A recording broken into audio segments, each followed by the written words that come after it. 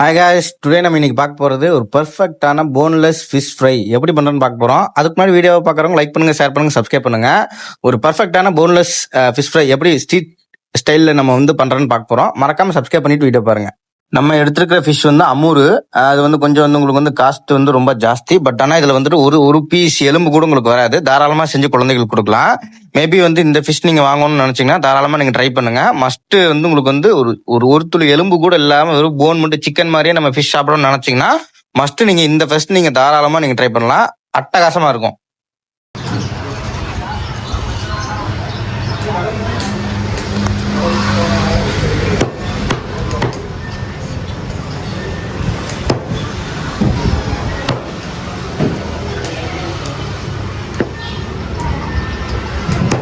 குழம்புல போட்டுக்கோங்க. சரிண்ணா.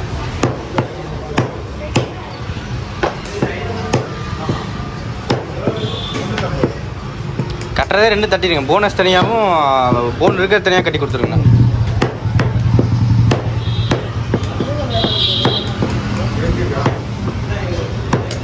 கறியில் முள் வராதுங்க.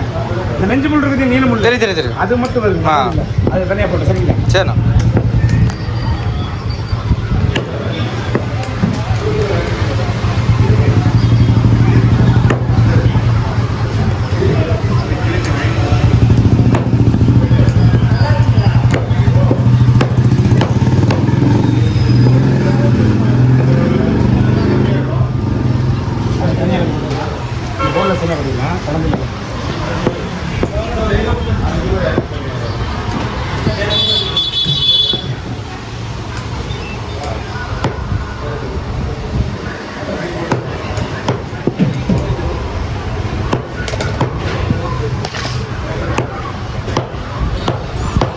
போதும்ண்ணா.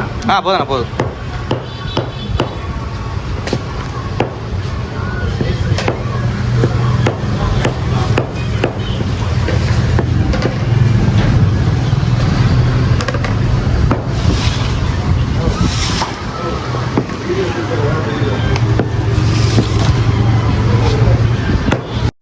நான் அண்ணா கட் பண்ணி கொடுத்துட்டாரு. Back to recipes.